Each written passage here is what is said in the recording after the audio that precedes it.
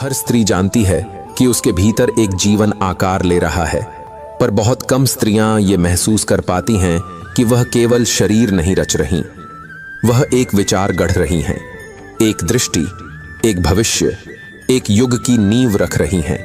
जिस गर्भ को वह धारण कर रही हैं, वह कोई खाली स्थान नहीं, वह चेतना का मंदिर है, जहां उसका हर विचार, हर भावना, हर स्पर्श एक शिल्पकार की तरह उस आत्मा को आकार दे रहा है जो जन्म लेने वाली है। और जब कोई माँ अपने भीतर जीवन को सिर्फ पालती नहीं, बल्कि उसे महसूस करती है, उस पर ध्यान देती है, तब वह केवल एक माँ नहीं रह जाती, वह स्वयं एक साधिका बन जाती है। और ऐसी ही साधना की समझ के लिए आज हम आपके सामने ला रहे हैं गर्भ गीता, एक ऐसी श्रृंखला जो माँ के उस मौन से संवाद करती है जिसे कोई बाहर से नहीं समझ सकता। ये कोई कहानी नहीं, कोई रस्म नहीं, यह एक अंदर की यात्रा है, एक रोज की पुनरावृत्ति जो माँ को हर दिन यह याद दिलाएगी कि उसके आज का हर क्षण उसके बच्चे का पूरा जीवन बन रहा है। और इसीलिए जरूरत है एक ऐसी आवाज की जो केवल नियम न बताए बल्कि दिशा दे, और वह आवाज हर माँ के भीतर से ही निकलती है। गर्भ गीता के रूप में यह वही संवाद है जो हर माँ के मन में चलता है पर शब्द नहीं बन पाता। अब वह शब्द बनेगा और एक एक दिन माँ की आत्मा को स्पर्श करेगा। जब कोई स्त्री गर्भवती होती है तो वह जीवन को केवल रक्त और मांस से नहीं बना रही होती, वह भावनाओं, विचारों और संस्कारों की नींव पर एक आत्मा को गढ़ रही होती है। उस समय उसका सोचना, उसका बोलना, उसका मौन रहना, उसका भोजन, उसकी नींद, सब कुछ उस जीवन का हिस्सा बनता है जो उसके भीतर आकार ले रहा है। और इसलिए यह समय सबसे पवित्र है, सबसे निर्णायक है और सबसे जिम्मेदार भी। यही वह समय होता है जब माँ को जरूरत होती है सही मार्गदर्शन की, पर वह मार्गदर्शन केवल बाहरी नियमों से नहीं आता, वह भीतर की आवाज से आता है। और गर्भ गीता वही आवाज है जो माँ को हर दिन यह बताती है कि उसका व्यवहार, उसकी सोच, उसके भाव उसी के भीतर पल रहे जीवन की आत्मा में उतर रहे हैं। वह जब किसी बात से परेशान होती है, जब उसे डर लगता है कि क्या मेरा यह तनाव भी मेरे शिशु पर असर करेगा, जब उसे संशय होता है कि क्या यह खाना ठीक है, क्या यह विचार ठीक है, तब गर्भ गीता उसे उत्तर देती है, माँ तू ही केंद्र है, तू जैसा सोचेगी वैसा ही तेरा बच्चा महसूस करेगा, तू जैसा व्यवहार करेगी वैसा ही उसका स्वभाव गढ़ेगा, तू जैसा कर्म करेगी वैसा ही उसका भाग्य बनेगा। इसलिए अपने आप को संभालना ही पहला और सबसे बड़ा संस्कार है, और यही आत्म जागरूकता ही असली मातृत्व है। गर्भ गीता सुनना कोई धार्मिक रस्म नहीं, कोई पौराणिक कथा नहीं, यह तो आत्मा से आत्मा की बातचीत है। माँ जब इसे सुनती है तो केवल अपने बच्चे को संस्कार नहीं दे रही होती, वह खुद भीतर से निर्मल हो रही होती है, उसका मन स्थिर हो रहा होता है और उसकी चेतना प्रखर हो रही होती है।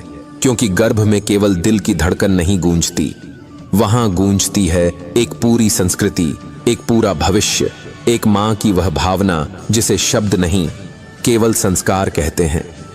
हर दिन जब वह इसे सुनती है तो वह अपने बच्चे से कह रही होती है, हे मेरे शिशु, मैं जानती हूं तू मेरी हर सांस के साथ जी रहा है, मैं जो सोचती हूं तू उसे भीतर महसूस करता है, मैं जो करती हूं वह तुझ में उतरता है। इसलिए हे प्रभु, मुझे इतना संयम दे कि मेरा हर भाव पवित्र हो, मेरी हर सोच शांत हो, मेरा मन निर्मल हो और मेरे कर्म तेरे लिए आशीर्वाद बन जाएं। हे प्रभु, मेरे बच्चे को ऐसा हृदय दो जो करुणा से भरा हो, ऐसा मन दो जो विवेकशील हो, और ऐसी आत्मा दो जो प्रकाश से जगमग हो, और मुझे ऐसी माँ बना दो जिसका हर दिन, हर सांस, हर कर्म उसके लिए जीवन भर की शिक्षा बन जाए। जब कोई माँ कुछ अच्छा करती है, किसी भूखे को खिलाती है, किसी दुखी को सहारा देती है, या बस मुस्कुराकर किसी को अपनापन दे देती है, तो बाहर की दुनिया में चाहे कुछ बदले या न बदले, पर भीतर उसकी कोख में एक हल्की सी रोशनी जग जाती है। एक कंपन उठता है जो शब्द नहीं होता, लेकिन गर्भ में पल रहा जीवन उसे पूरे अस्तित्व से महसूस करता है। शिशु मां की धड़कन नहीं सुनता, वह उसका मन सुनता है। वह मां की उंगली नहीं पकड़ता, वह उसका स्वभाव पकड़ता है। मां का स्पर्श शरीर को छूता है, पर मां का स्वभाव आत्मा में उतरता है। और जब मां हर दिन क्रोध में हो, चिल्लाए, उलझनों से भरी हो, तो वही ऊर्जा जैसे गर्भ के भीतर पानी में फैली लहर बन जाती है, जो उस शिशु की मनोभूमि को छू लेती है। वह बच्चा बोल नहीं सकता, पर हर भाव को बुन रहा होता है, हर डर को पकड़ रहा होता है, हर शब्द को चुपचाप भीतर संग्रह कर रहा होता है। मां सोचती है मेरी चिंता मेरी है, पर नहीं, वह चिंता अब दो लोगों की होती है। मां जब गुस्से में बोलती है तो वह सिर्फ शब्द नहीं कह रही होती, वह अपने शिशु की आत्मा में पहली भाषा डाल रही होती है। श्री कृष्ण ने गीता में कहा, कर्म का फल अवश्य मिलता है, और मां के कर्म का सबसे पहला फल होता है उसका बच्चा, उसका स्वभाव, उसका चरित्र, उसका भविष्य। एक बार एक स्त्री थी, नाम था सुदर्शना। वह एक शिक्षिका थी, सारा दिन शांत रहती थी, संयमित, विनम्र। लेकिन गर्भवती होने के बाद अचानक उसकी दुनिया बदल गई। उसे सब कुछ भारी लगने लगा, काम का तनाव, समाज की अपेक्षाएं और खुद को लेकर डर। उसकी मुस्कान धीरे धीरे खोने लगी। एक दिन उसने सुबह रेडियो चलाया। किसी ने कहा, मां जैसा सोचती है बच्चा वैसा बनता है। वही वाक्य उसकी नींव हिला गया। उसने उसी क्षण अपने गर्भ पर हाथ रखा और आंखें मूंदी और कहा, बेटा, आज से मां मुस्कुराएगी ताकि तू भी भीतर मुस्कुराना सीख सके। उस दिन से सुदर्शना ने कोई बड़ा बदलाव नहीं किया। उसने बस अपने हर छोटे कर्म में करुणा और शांति जोड़ दी। सुबह प्रार्थना करने लगी, रास्ते में मिलने वालों को नम्रता से देखने लगी। थक कर बैठने की बजाय वह कुछ अच्छा पढ़ने लगी। हर दिन वह अपनी कोख से बात करती, कहती, बेटा, आज मैंने किसी को माफ किया ताकि तू भी सीख सके कि क्षमा ही सबसे बड़ा बल है। 9 महीने बाद जब उसका पुत्र जन्मा तो उसकी आंखों में कुछ विशेष था। वह रोया नहीं, बस मां की ओर देखकर हल्की सी मुस्कान दी। धीरे धीरे बड़ा हुआ, दूसरों की मदद करता, सरलता से बात करता, हर किसी से जुड़ता। लोग कहते यह बच्चा खास है, लेकिन सुदर्शना जानती थी यह कोई चमत्कार नहीं, यह उसकी हर सुबह का फल है। मां जब विनम्रता से बोलती है, बच्चा उसी स्वभाव में सांस लेना सीखता है। मां जब सेवा करती है, बच्चा भीतर दयालुता का बीज ले आता है। मां जब मौन में मुस्कुराती है, बच्चा भीतर से स्थिरता को चुनता है। गर्भ कोई रहस्यमयी कोठरी नहीं, वह खुली किताब है जहां मां की हर हरकत उस किताब की अगली पंक्ति बन जाती है।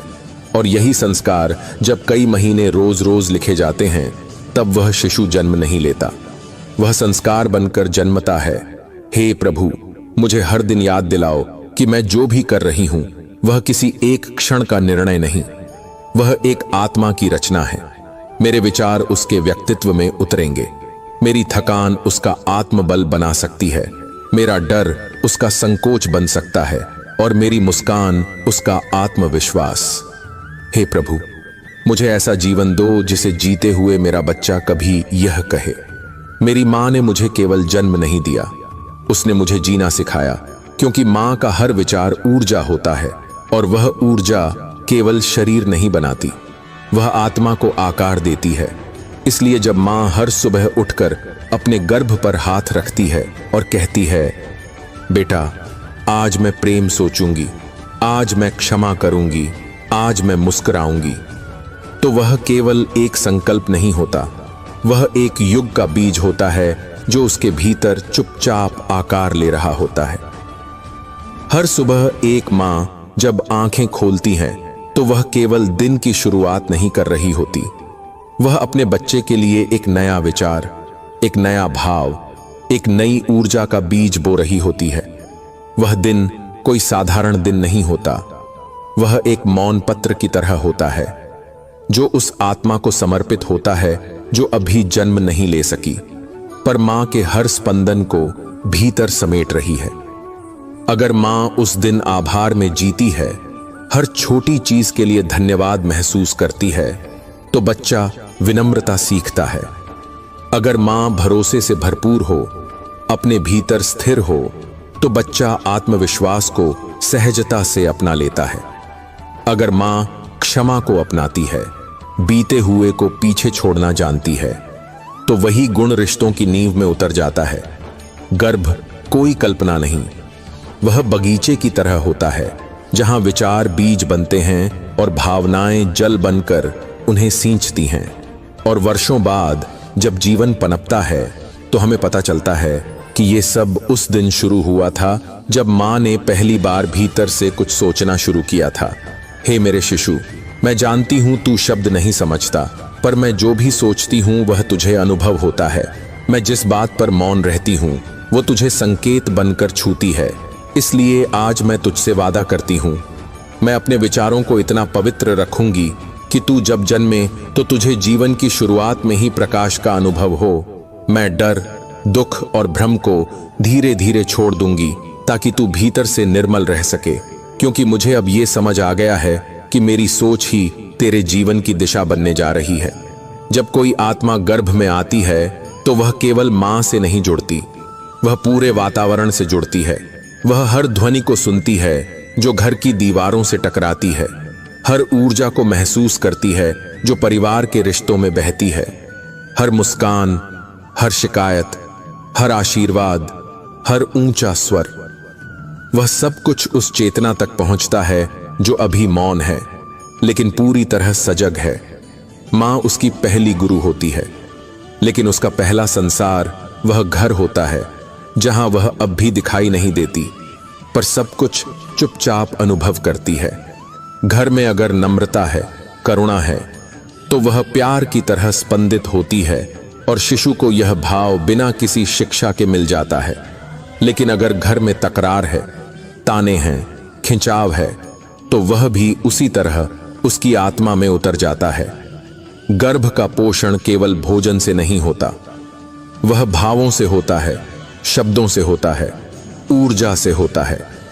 जब पिता थककर घर लौटे और मां के पास बैठकर हल्की मुस्कान के साथ कहे, तू ठीक है, तो वह केवल एक वाक्य नहीं, वह शिशु के भीतर सुरक्षा की जड़ें गाढ़ा करता है। जब दादी सुबह तुलसी को जल देती हैं और प्रार्थना में कुछ नहीं मांगती, बस मां और शिशु की भलाई चाहती हैं, तो वही भावना उस आत्मा में करुणा बनकर बसती है। जब परिवार के लोग एक दूसरे से सम्मान से बात करते हैं, तो वह भाव बच्चे के भीतर संस्कार बनकर उतरता है। गर्भ कोई एकांत कक्ष नहीं, वह तो पूरे घर की ऊर्जा से घिरा हुआ मंदिर है। हर रिश्ता अपनी गर्मी या ठंडक उस आत्मा तक पहुंचाता है जो अभी कुछ कह नहीं सकती, पर सब कुछ महसूस कर रही है। मीरा एक साधारण गृहिणी थी। उसका घर किसी फिल्म जैसा नहीं था। वहां टीवी की आवाजें गूंजती थीं, कभी कभी बिना बात के तकरार होती थी। पति देर से आते थे, बच्चे मोबाइल में लगे रहते थे, रिश्ते आसपास थे लेकिन पास नहीं। मीरा गर्भवती थी। उसने किसी से कुछ नहीं कहा, ना कोई शिकायत, ना कोई इशारा। पर एक रात जब घर में बहस हो रही थी और वह चुपचाप अपने कमरे में थी, उसका हाथ पेट पर था, आंखें भरी हुई थीं और उसने बिना किसी को सुनाए बस एक वाक्य कहा, मैं तो चुप हूं, लेकिन मेरा बच्चा तो सब सुन रहा है। उसी रात वह पति के पास गई और पहली बार बहुत प्यार से कहा, हमें थोड़ा शांत रहना होगा। अब हम 2 नहीं 3 हैं और तीसरे को सब कुछ हमसे ही सीखना है। वह कोई भाषण नहीं था, वह सिर्फ एक मां की आंखों से निकला आग्रह था, और वही आग्रह उस घर का पहला संस्कार बना। अगली सुबह जैसे पूरे घर की प्रकृति बदल गई। पिता ने आंखें खोलने के बाद पहला काम किया। कुछ क्षण आंखें मूंद कर गहराई से श्वास ली और कमरे में धीमी शांत राग बजा दी। दादी ने तुलसी के सामने दीपक जलाया, लेकिन उस दिन वह कोई मन्नत नहीं मांग रही थीं। उन्होंने केवल इतना कहा, हे परमात्मा, घर में जो जीवन आकार ले रहा है उसे शांति देना। घर के स्वर अब बदले हुए थे, जैसे दीवारों ने ऊंची आवाजों को पी लिया हो। बातें अब धीमे लहजे में होती थीं और हंसी अब तेज नहीं, मधुर हो चली थी। जब शिशु का जन्म हुआ तो हर कोई उसकी आंखों में देखता और पूछता, ये बच्चा इतना शांत क्यों है? मीरा मुस्कुरा देती और मन ही मन सोचती, शायद इसलिए क्योंकि ये बच्चा जन्म से पहले ही एक शांत, प्रेमपूर्ण और संतुलित वातावरण में सांस लेना सीख चुका था। मां जब अकेली नहीं होती, जब उसका साथ देने वाला कोई होता है तो उसका आत्मबल कई गुना बढ़ जाता है। जब पिता गर्भ पर हाथ रखकर कहता है, मैं तेरा इंतजार कर रहा हूं, तो यह वाक्य हवा में नहीं जाता, वह गर्भ में पल रही आत्मा को छूता है। जब घर में छोटे छोटे संस्कार रोज निभाए जाते हैं, जैसे भोजन से पहले मौन, बड़ों को देखकर आदर से आंखें झुका देना, किसी से मिलने पर नम्र शब्दों का प्रयोग, तो ये सब बच्चे के लिए कोई पाठ नहीं, बल्कि पहली गूंज बनते हैं जो उसकी आत्मा में अमिट छाप छोड़ देते हैं। बच्चा बहुत कुछ भूल सकता है, लेकिन जो उसने गर्भ में महसूस किया वह कभी नहीं भूलता। वह उसे जाने अनजाने हर निर्णय में साथ लेकर चलता है। हे प्रभु, जहां कोई आत्मा आकार ले रही है, वहां ऐसा वातावरण बना देना कि हर वाणी संयमित हो, हर विचार निर्मल हो और हर व्यक्ति इतना सजग हो जाए कि उस बच्चे को यह लगे, मैं किसी सामान्य घर में नहीं, किसी तपस्थली में जन्मा हूं। मां को ऐसा सहयोग मिलना चाहिए कि वह अकेली न रहे, बल्कि अपनी ममता को एक शक्ति की तरह जिए, और जब वह अपनी कोख को स्पर्श करे तो उसे केवल शरीर न लगे, वह उसे एक पवित्र कर्मभूमि की तरह महसूस करे। जब श्री कृष्ण ने अर्जुन से कहा था, कर्म कर, फल की चिंता मत कर, तो वह केवल रणभूमि की बात नहीं कर रहे थे, वह हर उस जीवन भूमिका की बात कर रहे थे जहां कर्म, सेवा और त्याग का मिलन होता है। और जब कोई स्त्री मां बनती है तो वह केवल शरीर नहीं बदल रही होती, वह जीवन निर्माण का सबसे बड़ा कर्म कर रही होती है। अब उसका हर काम, चाहे वह रसोई में हो या चुपचाप झूला झुला रही हो, सब कुछ उसके शिशु की आत्मा में एक बीज की तरह बस रहा होता है। मां जब किसी की सेवा बिना शोर के करती है, बच्चा त्याग को पहचानता है। मां जब थकान के बावजूद मुस्कुराती है, बच्चा सहनशीलता सीखता है। मां जब हर सुबह फिर से नई शुरुआत करती है, बच्चा नएपन और धैर्य को आत्मा में संजोता है। गांव में एक स्त्री थी, रमा। उसका घर छोटा था, साधन सीमित थे और जीवन साधारण, पर उसका मन विशाल था। वह रोज कोई न कोई सेवा करती, कभी किसी पड़ोसी को खाना पहुंचा देती, कभी मंदिर की सीढ़ियों पर चुपचाप दीप जला आती, कभी बिना कहे किसी उदास चेहरे को गले से लगा लेती। और यह सब उसने तब भी जारी रखा जब वह गर्भवती थी। किसी ने उससे पूछा, तुम इतना करती हो, कभी थकती नहीं? उसने बस मुस्कुराकर कहा, मेरे भीतर एक आत्मा पल रही है और मैं चाहती हूं कि वह देखे। सेवा थकावट नहीं, जीवन की सबसे बड़ी सच्चाई है। उसका बच्चा जब बड़ा हुआ तो डॉक्टर बना, पर केवल पेशे से नहीं, हृदय से भी। वह कभी किसी जरूरतमंद मरीज को पैसे के कारण रोता नहीं छोड़ता, कभी किसी अकेले बुजुर्ग की सेवा से पीछे नहीं हटता। लोग कहते, इसमें इतनी संवेदनशीलता कहां से आई? और मां बस आंखें मूंद कर सोचती, शायद तब जब मैंने उसे ये सब बोलकर नहीं, जी कर दिखाया था। मां जब बिना कहे किसी की पीड़ा में साथ बैठ जाती है, बच्चा संवेदनशीलता को आत्मा में उतार लेता है। मां जब अपनी थकावट को अपनों की मुस्कान से हल्का कर लेती है, बच्चा समर्पण की शक्ति को समझ जाता है। मां जब मौन रहकर प्रेम करती है तो बच्चा शांति को जीवन का मूल समझता है। गर्भ कोई सूनी कोठरी नहीं, वह तो ब्रह्मांड के सबसे गूढ़ संस्कारों की पाठशाला है, जहां मां बिना किताब, बिना शब्द, बिना उपदेश जीवन के सबसे सुंदर पाठ पढ़ा रही होती है। जब कोई माँ बिना शिकायत किए एक सामान्य सा काम भी प्रेम से करती है, तो वह अपने बच्चे को ये सिखा रही होती है कि कोई भी कार्य छोटा नहीं होता। वह यह नहीं कहती, पर उसकी आत्मा से निकलती वह ऊर्जा शिशु के भीतर यह भाव अंकित कर देती है कि हर कर्म यदि श्रद्धा से किया जाए तो वही पूजा बन जाता है। माँ का जीवन अगर सेवा से भरा हो तो उसका बच्चा सिर्फ सांस नहीं लेता, वह जन्म नहीं लेता, वह धरती पर प्रकाश लेकर आता है। ऐसा प्रकाश जो केवल खुद के लिए नहीं, दूसरों की राह रोशन करने के लिए होता है। ऐसे बच्चे समाज में केवल सफल नहीं होते, वे दूसरों को जीने की प्रेरणा बनते हैं। हे प्रभु, मुझे ऐसा जीवन दो जिसमें कर्म मेरी साधना हो, सेवा मेरा स्वभाव हो और प्रेम मेरी चेतना का आधार हो। मुझे ऐसा मन दो जो बिना अपेक्षा के हर काम करे, ऐसा भाव दो जिसमें मैं यह भूल जाऊं कि मैं कुछ दे रही हूं, और याद रहे कि मैं जो भी कर रही हूं वह मेरे बच्चे के स्वभाव का बीज बन रहा है। मेरा खाना बनाना, किसी को पानी देना, थकान में भी मुस्कुरा देना, यही सब अब मेरी तपस्या है, क्योंकि अब मेरा हर कर्म केवल कर्म नहीं, भाग्य का निर्माण है। वह भाग्य जो मेरे भीतर पल रही आत्मा को दिशा देगा। श्री कृष्ण ने गीता में कहा, कर्म ही भाग्य बनाता है। और माँ जब गर्भवती होती है तब उसका हर कर्म केवल उसका नहीं रहता, उसका हर विचार, हर निर्णय, हर स्पंदन उस आत्मा तक पहुंचता है जो अभी बोल नहीं सकती, पर गहराई से सब कुछ अनुभव कर रही है।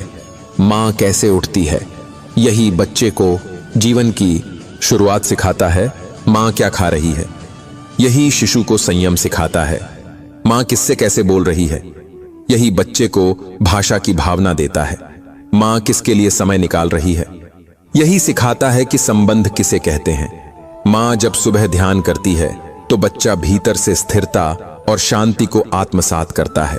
माँ जब क्षमा करती है तो बच्चा भीतर से कठोरता को छोड़कर करुणा से भरने लगता है। माँ जब सत्य और प्रेम से बोलती है तो बच्चा बिना बोले वह भाव महसूस करने लगता है। माँ जब थककर भी मुस्कुराती है तो बच्चा संघर्ष में भी संतुलन ढूंढना सीख जाता है। संध्या एक बैंक में काम करती थी। समय सीमित था, जिम्मेदारियां भारी थीं, लेकिन जब वह गर्भवती हुई तो उसने एक संकल्प लिया। चाहे दिन कितना ही कठिन क्यों ना हो, वह हर दिन अपने शिशु के लिए कुछ अच्छा जरूर करेगी। कभी वह ऑफिस से लौटकर एक सुंदर कहानी पढ़ती, कभी 5 मिनट आंखें मूंदकर गर्भ पर हाथ रखती और कहती, बेटा, आज मैंने एक नया भाव सीखा, चलो तुम भी इसे भीतर महसूस करो। कभी वह किसी जरूरतमंद को मदद भेज देती और गर्भ से कहती, आज सेवा का बीज बोया है। धीरे धीरे यह उसका अभ्यास बन गया, उसकी दिनचर्या और फिर उसकी चेतना। जब बच्चा जन्मा तो उसकी आंखों में एक विचित्र गंभीरता और सरलता का मेल था। वह छोटा था, लेकिन जैसे उसके भीतर बहुत कुछ पहले से संचित था। हर क्रिया में विनम्रता, सेवा और सहजता झलकती थी, जैसे वह आत्मा जन्म से नहीं, पहले से तैयार होकर आई हो। संध्या जानती थी, मैंने उसे कुछ सिखाया नहीं, मैंने सिर्फ जिया, और उसने सब कुछ आत्मा में समेट लिया। माँ जैसी भाषा बोलती है, बच्चा वैसे ही भावों से दुनिया से संवाद करना सीखता है। माँ जैसा व्यवहार करती है, वही उसकी प्रतिक्रियाओं का स्वभाव बनता है। माँ जैसा सोचती है, वही विचार उसकी चेतना में पहली सीख बन जाते हैं। माँ जीवन की मुश्किलों से जैसे जूझती है, बच्चा वैसा ही जूझना सीखता है। कभी माँ सोचती है, मैं तो बस घर के छोटे छोटे काम कर रही हूं, क्या यह कोई बड़ा कर्म है? लेकिन उसे यह नहीं दिखता कि वही छोटे काम एक बड़ी आत्मा के निर्माण की नींव रख रहे हैं। वही झाड़ू लगाना, वही सादे कपड़े धोना, वही समय पर खाना बनाना, ये सब छोटे नहीं, ये उसकी साधना के हिस्से हैं। और वही साधना एक दिन संतान के स्वभाव, दृष्टि और मूल्य बन जाती है। हे प्रभु, मुझे इतनी समझ दो कि मैं इन साधारण कर्मों को भी एक ईश्वर की पूजा की तरह कर सकूं, क्योंकि अब मैं जो भी कर रही हूं वह केवल मेरी दिनचर्या नहीं, वह मेरे बच्चे के भीतर संस्कार का मंदिर बन रही है। मुझे ऐसा बनाओ कि मेरा जीवन बोलने की जरूरत ही ना पड़े, सिर्फ मेरा कर्म ही मेरे शिशु के लिए सबसे सुंदर पाठ बन जाए। अब जब 9 महीने का यह अद्भुत और अलौकिक सफर अपने अंतिम पड़ाव पर आ गया है, तब एक मां की आत्मा में एक गूंज उठती है, एक अंतिम स्पंदन जो शब्दों में ढलना चाहता है। जन्म से पहले का यह मौन संवाद वह कहना चाहती है अपने उस शिशु से जो अभी गर्भ में है, लेकिन उसकी हर धड़कन को समझता है। हे मेरे प्रिय, अब तू इस संसार की खुली हवा में सांस लेने को तैयार है, पर उससे पहले मैं तुझसे कुछ कहना चाहती हूं, कुछ ऐसा जो सिर्फ मां कह सकती है और सिर्फ बच्चा सुन सकता है। तू जब मेरे भीतर था, मैं केवल एक स्त्री नहीं रही, मैं एक साधिका बन गई। मेरे हर विचार में तू था, मेरी हर भावना तुझ तक पहुंचती थी। मैंने जब किसी को क्षमा किया तो भीतर तुझसे कहा, बेटा तू भी क्षमा का महत्व समझे। जब मैंने किसी की मदद की तो सोचा तू भी जीवन में दयालु बने। मैंने जब कठिनाइयों में भी मौन और धैर्य से सब सहा तो मन ही मन सोचा तू भी एक संतुलित योद्धा बने। मेरे जीवन का हर पल जैसे किसी पवित्र शास्त्र की तरह हो गया। मैं अर्जुन की तरह उलझती रही और तू श्री कृष्ण की तरह मुझे भीतर से दिशा देता रहा। तेरे कारण मैंने कर्म को पूजा माना, सेवा को संस्कार समझा और जीवन को तपस्या की तरह जिया। मां का हर काम केवल काम नहीं था, वह एक मंत्र था जो तेरे भावों को आकार दे रहा था। हे प्रभु, मेरे बच्चे को वह दृष्टि देना जिसमें वह भेद न देखे, सभी को एक जैसा माने।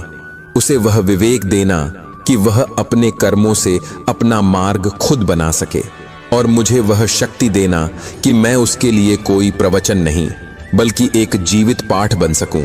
मेरा मौन भी उसका मार्गदर्शन बने, मेरी आंखों की नमी उसकी करुणा बने और मेरी मुस्कान उसका आत्मविश्वास। आज जब मैं अपने गर्भ को छूती हूं तो मुझे लगता है जैसे मैं एक आत्मा नहीं, एक युग पाल रही हूं। गर्भ केवल एक जैविक प्रक्रिया नहीं, यह वह धरती है जहां भविष्य के बीज बोए जाते हैं, जहां एक बच्चा नहीं, एक विचार, एक संस्कृति, एक प्रकाश उत्पन्न होता है। और गर्भ गीता यही सिखाती है कि मां सिर्फ जन्म नहीं देती, वह जीने का ढंग देती है। वह केवल हड्डियों और मांस का शरीर नहीं गढ़ती, वह आत्मा को उसकी दिशा, मूल्य और धर्म देती है। हर मां एक कलाकार होती है। वह जब चुपचाप किसी को खाना परोसती है तो वह दया का रंग भरती है। वह जब थक कर भी मुस्कुरा देती है तो आत्मा में सहनशीलता की लकीर खींचती है। और वह जब अपने गर्भ पर हाथ रखकर कुछ नहीं कहती तो भी वह एक मंत्र गूंजता है। हे मां, तू जो भी कर रही है वह एक युग को आकार दे रहा है। तेरे हाथों का रसोई बना भोजन एक यज्ञ है, तेरी प्रार्थना एक मंत्र है और तेरी चुप्पी भी एक संस्कार है। तू जैसा कर्म करेगी वैसा ही तेरा बच्चा बनेगा और तेरी गोद से निकली आत्मा इस पृथ्वी पर रोशनी लाने वाली हो सकती है। इसलिए हर दिन इस श्रद्धा से जियो जैसे ईश्वर ने तुझे एक युग का निर्माण सौंपा है, क्योंकि तू सिर्फ एक मां नहीं, तू भविष्य की दिशा है। अगर इस पूरी यात्रा ने तेरे हृदय को छू लिया हो, अगर मां की इस साधना और श्री कृष्ण की यह सीख तेरे अंतर्मन तक पहुंची हो, जय श्री कृष्ण या राधे राधे जरूर लिख, क्योंकि तेरे एक भाव से हमें यह लगता है कि हम सच में उस मां तक पहुंच सके जो इस धरती को नया उजाला देने वाली है। अगर मां और श्री कृष्ण की ये बातें आपके अंतर्मन तक पहुंची हों और आपको लगे कि ऐसी गहराई हर मां तक पहुंचनी चाहिए, तो इस संदेश को जरूर साझा करें। आप सुन रहे जहां हर शब्द सिर्फ ज्ञान नहीं, एक आत्मा की पुकार होता है।